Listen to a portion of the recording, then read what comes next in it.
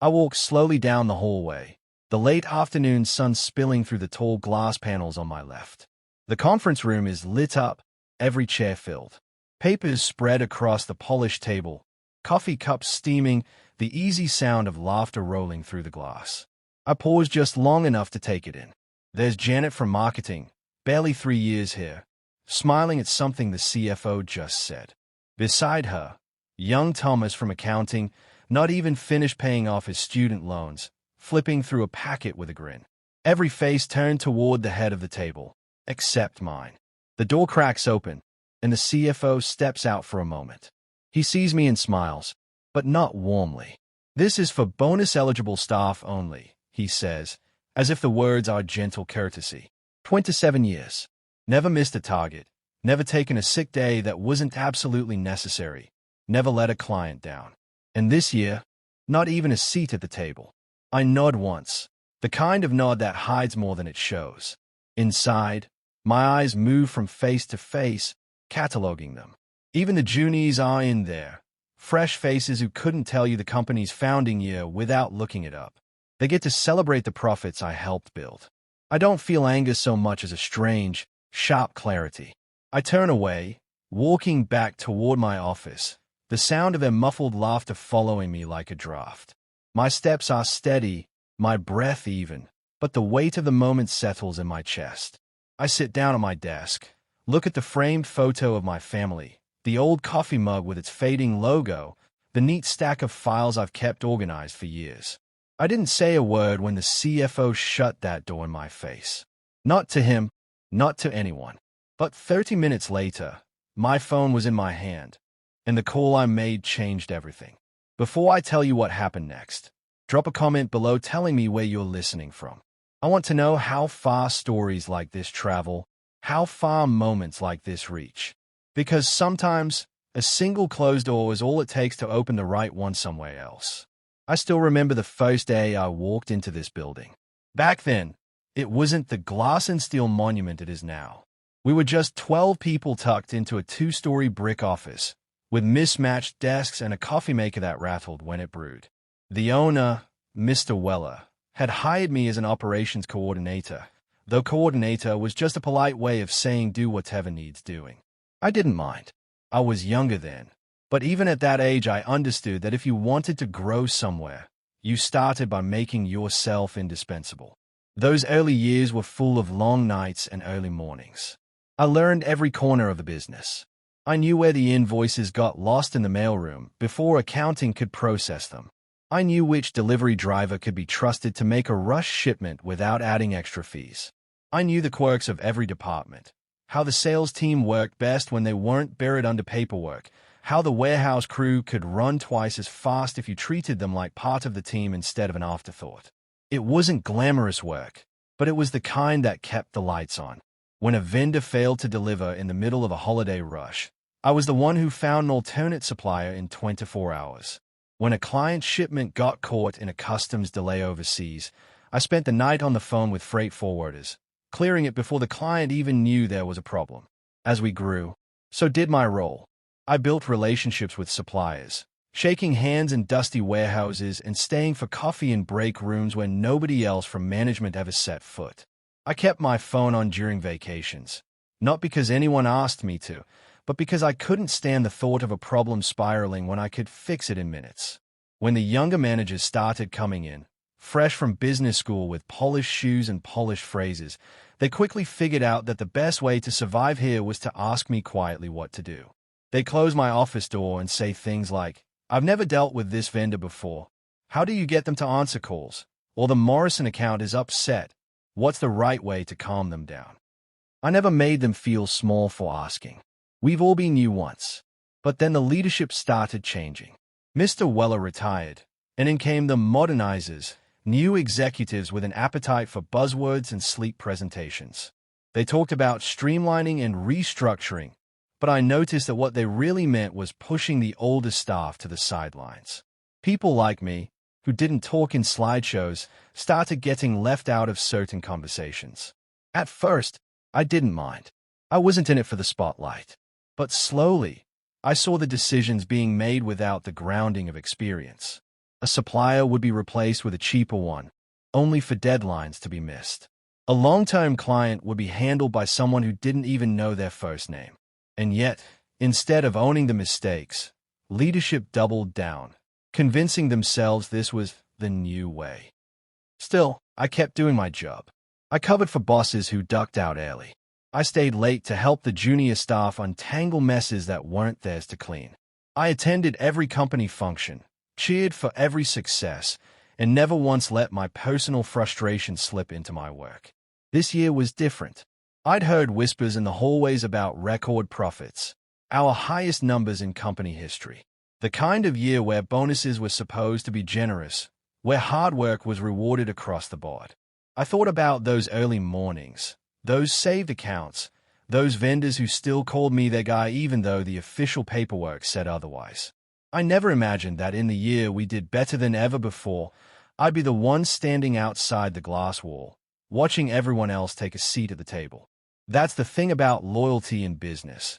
It's only as strong as the memory of the people in charge. And sometimes, their memory is a lot shorter than the years you've given them. The meeting broke about an hour later. I heard the muffled scraping of chairs and the low hum of conversation before the door swung open. One by one, they came spilling out into the hallway, faces glowing like they'd just stepped out of a holiday brochure. Nice bonus this year, someone from marketing laughed, clutching a glossy envelope. Another voice followed, full of excitement. And that trip to Hawaii? All expenses paid. I still can't believe it. They weren't whispering. They didn't have to. Why would they? To them, this was a celebration. I stood at the water cooler, pouring myself a drink I didn't really want, pretending to be focused on the stream filling my paper cup. A few made eye contact with me, offering polite nods before quickly looking away, like they'd just remembered something urgent on their phones. Then I saw Thomas, one of the younger analysts, trying to catch my attention. He hesitated, glancing over his shoulder before stepping closer. He paused, lowering his voice.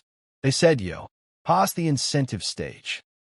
The words landed heavy, but I kept my face neutral. Past the incentive stage. Like a worn-out tool they'd stopped sharpening because they thought it couldn't cut anymore. 27 years of service boiled down to a phrase fit for a footnote in an HR file. I gave Thomas a small nod, letting him off the hook. "Thanks for telling me," I said quietly. He looked almost relieved and hurried off, probably afraid someone would see him talking to me. I didn't follow the others toward the break room where I could hear the pop of champagne corks and the clink of glasses. I didn't ask questions or force my way into the circle. I just turned down the side hallway, my footsteps echoing softly against the tile. The thing about corporate loyalty is that it's conditional. It's celebrated when it's convenient, when they can trot you out as an example of dedicated service in a company newsletter or seat you at the front of the holiday party. But the second they decide you're no longer part of their narrative, they erase you with the same ease they delete an outdated logo. I passed by the framed photographs on the wall. Company milestones, ribbon cuttings, award ceremonies. In half of them, I'm there in the background, smiling, holding a folder, shaking a client's hand. I wonder how many of the people walking by even notice anymore. When I reached my office, I closed the door gently. Not a slam. That would have been too loud, too obvious. No, this wasn't the moment for outbursts. This was the moment for stillness, for letting the insult settle just long enough to harden into resolve. I sat down, my chair creaking under me, and looked at the desk I'd worked behind for decades. Every drawer organized, every document in place, every client folder within reach. The same space where I'd solved problems at 2 in the morning, where I'd stayed long past closing time to make sure the job got done right. Out in the hallway, I could still hear the faint murmur of celebration. But inside my office, there was only quiet, the kind that lets you think clearly. I didn't need to tell them how I felt. I didn't need to show anger or demand an explanation. Because 30 minutes from now, my phone would be in my hand, and the call I was about to make would speak louder than anything I could have said in that moment. I sat in the quiet for a long moment, the hum of the building's air system the only sound. My coffee had gone cold, but I didn't move to pour it out. Instead, I reached for the phone. It wasn't an impulsive decision. I've been keeping the number in my mind for years, not because I ever intended to use it like this, but because some relationships are worth preserving, no matter where your career takes you. I scrolled through my contacts until I found the name, Richard Hall. Richard and I went way back. We'd started at different companies around the same time, crossed paths on projects when our firms partnered, and developed the kind of trust you can't fake. Over the years, his company had grown into our largest client. And for just as many years, I'd been the one quietly ensuring their needs were met before anyone else even saw them. I pressed call and leaned back in my chair as the line rang. Walter. Richard's voice came warm and familiar through the receiver. I was just thinking about you the other day. How's life treating you? Same old, I said with a small laugh. Though, I thought I'd check in with you about something. Sure thing, he said. What's on your mind? I let my tone stay casual, conversational. I wanted to see how you've been finding the new project management setup on your account. The reason I ask, I paused, letting the silence breathe just enough to draw him in, is because I'm stepping away from mine. There was a moment of quiet on the line. Then Richard's voice tightened. Stepping away. Wait, you're not handling our account anymore. No, I said simply. Not as of this quarter. He blew out a slow breath. That's surprising. We weren't told about any changes. I just assumed you were still running things behind the scenes like always. That's what I thought too, I said, my tone still calm. But apparently, decisions were made. New directions. You know how it goes. Richard didn't jump in right away, which told me everything I needed to know. When he finally spoke, his words were careful. I'll be honest, Walter. We've had a few bumps lately. Missed follow-ups, delays on approvals. Nothing catastrophic, but, well, it's not the same. I made a thoughtful sound, as though I were taking it in for the first time. That's unfortunate. You've always deserved better than not the same. Agreed, he said, and I could hear the edge in his voice now. I can't speak to how things will be handled going forward, I continued, but I can make sure you're connected to someone who will take care of you properly. Someone who understands your priorities. There was a pause, then a low chuckle from Richard. Walter, you've always known how to say things without saying them. If you've got a recommendation, I'll listen. I'll send over the details by email, I said. No pressure, just information. You deserve to have all the options. Appreciate it, he replied. And Walter, for what it's worth, you've been the reason we've stayed with your company as long as we have. I hope they realize what they are losing. I smiled faintly, though he couldn't see it. Some things you can't put on a balance sheet. Richard. Talk soon. We exchanged a few pleasantries. Then I ended the call. I set the phone back in its cradle and leaned forward, elbows on the desk. I hadn't poached a client. I hadn't begged for sympathy. All I'd done was tell the truth. The kind of truth that sticks in a person's mind when they are weighing whether to keep trusting the hands they are in. And the best part, I hadn't raised my voice, hadn't left a paper trail, hadn't broken a single rule. Just one quiet call, 30 minutes after a closed door, had reminded me exactly where I stood in this company. As I looked out the window, the faintest smile tugged at my mouth. The move was made, the seed was planted. All I had to do now was wait. The first ripple hit less than 48 hours after I made the call to Richard. On Monday morning, I was halfway through my first cup of coffee when my desk phone rang. The receptionist's voice came through, brisk but polite. Walter, I have Richard Hall on the line. He's in a meeting with our team and says he needs you there. I glanced at my calendar. Empty. Nobody had invited me to any meeting. Put him through, I said. Walter. Richard greeted me, his voice steady but pointed. We're discussing the new marketing rollout, and frankly, I'm not comfortable moving forward without you in the room. Could you join us? I told him I'd be right there. When I walked into the conference room, the chatter dulled. The new project manager looked startled to see me, but said nothing. I didn't dominate the conversation. I simply clarified timelines, corrected a few inaccurate assumptions, and answered Richard's questions with the same precision I always had. By the time the meeting ended, Richard was smiling again.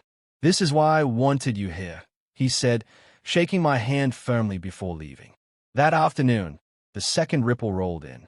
Jameson from Premier Graphics, our primary print vendor, called my direct line. Walter, I just got the specs for that big seasonal order, he began, but I'm holding up production until you confirm them. Last time they skipped your approval, we had to redo half the job. Jameson, you should run it through the current chain of command, I said mildly. Sure, he replied.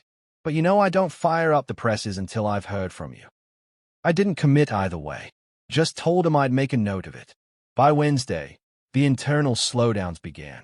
The purchasing department emailed me twice, asking for sign-offs on vendor contracts. Walter always handled these approvals. One message read, "We can't move forward without you, okay?" I forwarded the emails to the respective department heads with a courteous note. Per new procedure, please direct these to your designated approver. A few hours later, HR called. We're getting reports of delays in client onboarding, the HR manager said. Apparently, you've always been the one to walk new accounts through setup. Can you step in until we get things smoothed out? I'm happy to answer specific questions, I replied, but I'll follow whatever process management has decided on. That was the key. I wasn't refusing to help, but I wasn't rescuing them either. My answers were polite, my tone steady, but my hand stayed folded unless they asked me directly. And even then, I kept my assistance minimal. By Thursday morning, the pressure was showing. I was at my desk reviewing an old file when my manager popped his head in. Walter, could you sit in on a call with Morrison Tech this afternoon? They've had a few concerns. I gave a small nod. I can, if you think it's necessary. His relief was visible. Good. They really trust you. And that's when it hit me. They were starting to feel it. The quiet strain of losing the person who held the threads together. But the real crack came a few hours later. I was heading to the break room when I overheard two senior managers talking by the copy machine. This whole approval process is a mess, one said. We're 2 weeks behind schedule because nobody can get a straight answer. It's like we're missing a coordinator, or whatever Walter used to be. The other manager gave a dry laugh. We didn't think we needed him in the bonus meeting, but we sure need him now. I kept walking, pretending not to hear, but inside, a part of me clicked into place. The first ripple had become a wave, and waves, once they gather momentum, don't stop until they hit the shore. What they didn't know yet was that I wasn't going to be the one patching the leaks this time. My job now was to keep my head above water, watch the tide roll in, and wait for the inevitable moment when they'd have to decide whether to sink or swim without me. And that moment was coming sooner than they thought. By the start of the next week, the hairline fractures in the company's smooth facade had deepened into something more visible. Monday morning, an email from the CEO's assistant landed in my inbox, marked urgent. It was a scanned letter from our largest client, Richard Hall's company, addressed to the executive team. The language was formal but clear. We have concerns regarding continuity of service and the recent absence of key personnel from our account management process. We request a meeting to clarify the company's direction and ensure our needs will continue to be met without disruption. I read it twice, slowly. Nowhere did my name appear, but anyone who had worked here longer than a season knew exactly who key personnel referred to. The letter was copied to legal, to the board, and to half the people whose job descriptions included stakeholder relations. By Tuesday, the vendors began circling. Jameson from Premier Graphics called again, this time with a different tone. Walter, I need to know if our annual contract is still solid. There's talk about cutting certain suppliers, and I'm not interested in being surprised in Q4. He wasn't the only one. Rosa from Artisan Foods, who'd catered our client events for 15 years, sent me a polite but pointed email. We would appreciate a review of our service agreement given the recent management changes. Stability matters to us. It was the kind of correspondence that makes executives sweat, not outright threats, but polite nudges that mean we're ready to walk if things feel shaky. Midweek, HR came knocking. Not in an official meeting, but a soft tap on my office door. The HR manager leaned in, her voice low. Walter, off the record, are you thinking about retiring? I raised an eyebrow. Why do you ask? She hesitated. Just, there's been chatter. People are saying if you left suddenly, it would create complications. We'd want to be prepared.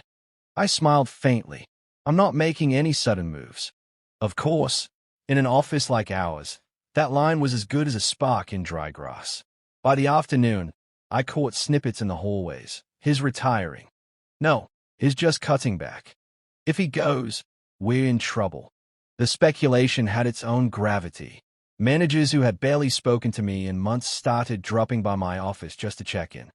Each conversation felt like a probe, trying to gauge whether they should be bracing for impact. And then came the blame game. I overheard department heads' intense conversations near the elevators. If we missed that deadline, it's on you for changing the approval system. No, it's on you for not training your people properly. Well, maybe if Walter was involved. They stopped talking when they saw me, smiling like everything was fine, but the stiffness in their shoulders said otherwise. Me? I just kept doing what I'd always done, documenting every request, every email, every hallway conversation that hinted at the cracks widening. Not out of spite, but because I'd learned long ago that memory is unreliable, but paper is permanent. When someone asked for my help, I'd oblige, but I'd also send a follow-up email. As discussed, per your request, here's what was addressed. When a vendor raised a concern, I forwarded it to the appropriate manager with a courteous note, sharing this so you have full visibility. It was all there, time-stamped and neat, a silent ledger of who asked for what and when. The tension was no longer subtle. You could feel it in the way voices tightened during meetings, and how people kept glancing at their phones like they were waiting for bad news. I wasn't gloating. This wasn't a victory lap.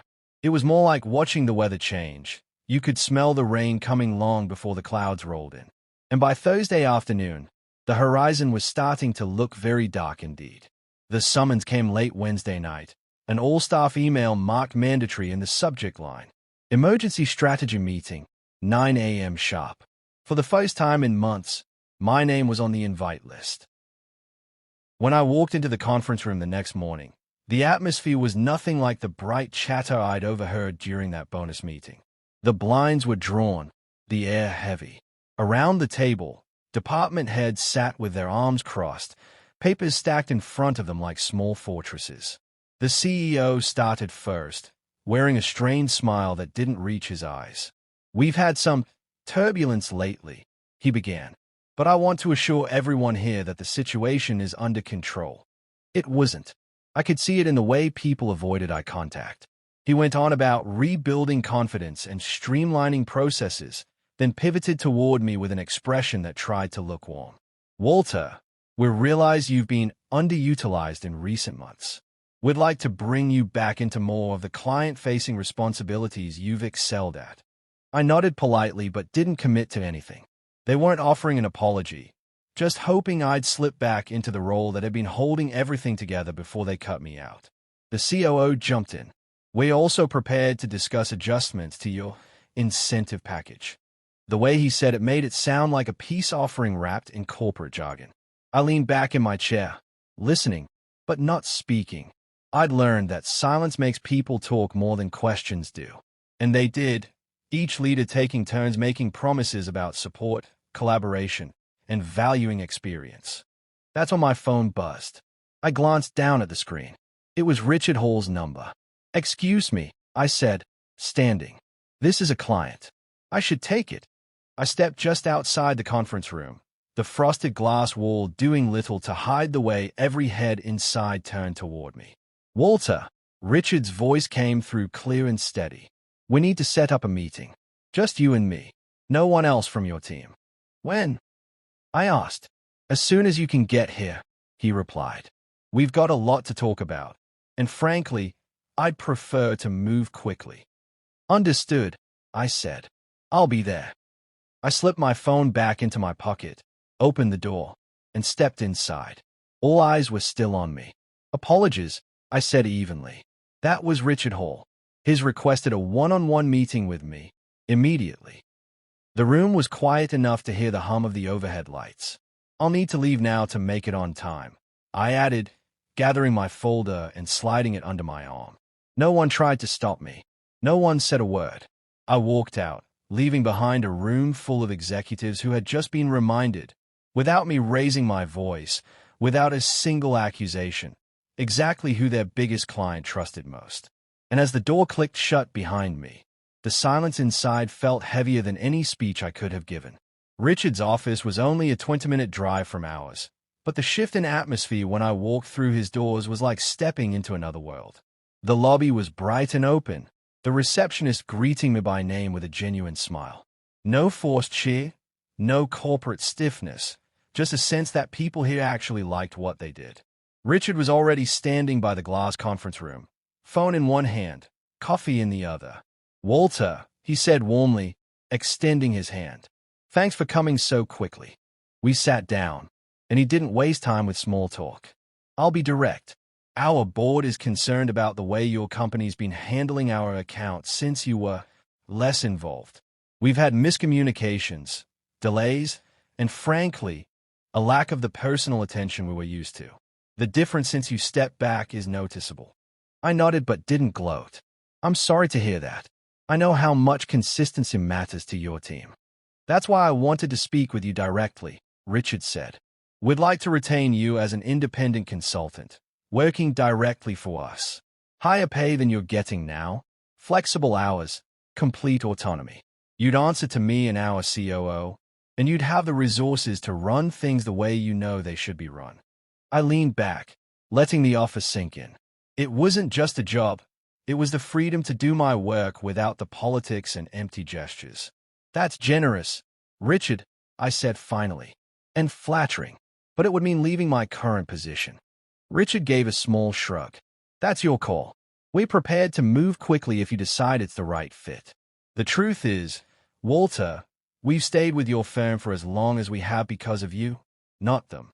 Without you, well, we might be having a different conversation altogether." We talked logistics for another half hour, scope of work, timelines, expectations. By the time I stood to leave, we'd shaken hands on a verbal agreement. "I'll send over the formal offer this afternoon," Richard promised. Driving back, the decision felt effortless. The loyalty I'd shown my company for 27 years had been met with a closed door and a cold dismissal. This wasn't betrayal. It was simply recognizing that my worth didn't depend on a title or their approval. The following Monday, I typed up my resignation letter. 2 paragraphs, polite and professional, thanking them for the opportunities and experiences, and giving my standard notice. I hand-delivered it to the CEO's office. He read it twice, his eyes narrowing slightly. "May I ask where you're going?" "I've accepted a consulting role," I said evenly. "It's a good fit for my skills and schedule." There was a pause, then the practiced smile returned. "Well, I'm sure we'll manage. Best of luck to you." The rest of the week was a strange mix of formalities and unspoken tension. HR scheduled an exit interview. Colleagues stopped by my office to shake my hand, and the leadership team kept their voices low whenever I passed in the hallway. On my final day, an internal memo went out to the entire company. After 27 years of dedicated service, Walter Jameson will be leaving us to pursue new opportunities. His legacy of professionalism, loyalty, and excellence will always be a part of our company's story. It was neatly worded, almost touching, until you noticed the missing details. No mention of the accounts I'd saved, the systems I'd built, the vendors who trusted me more than anyone else here. What the memo didn't say was that within hours of my resignation, Richard Hall's company informed our CEO they would be moving their entire account to my new consultancy. The quiet panic was palpable. Doors closed more often. Senior managers whispered behind glass. Vendors began calling me directly, not to follow me, but to stay in touch, a phrase that meant they were keeping their options open. I left my office clean, my desk empty, my files in order. No parting jabs, no bitter emails. Just a handshake for those who mattered and a nod for those who didn't. Walking out of the building for the last time, I didn't feel triumphant or vindictive. I felt light, because I knew the truth, and so did they. They thought leaving me out of one meeting would save them a bonus. Instead, it cost them their foundation. And here's the thing I want anyone listening to remember: value people over profits. The spreadsheets and quarterly reports might look good for a while, but if you strip away the trust, the relationships, the human backbone of your business, all you're left with is a hollow shell. Quiet dignity can be the loudest revenge. You don't need to burn bridges to prove your worth. Just step off them and watch how quickly the other side crumbles without you holding it together. 2 weeks later, I was in my new role with Richard's company. Flexible hours, meaningful work, and the kind of respect that isn't tied to a performance review. Some afternoons, I'd drive past my old office on the way to a client meeting. The parking lot always seemed a little emptier than before. I never stopped to look inside. I didn't need to. I'd already seen exactly what happens when you take the wrong person for granted, and I was too busy building something better to look back.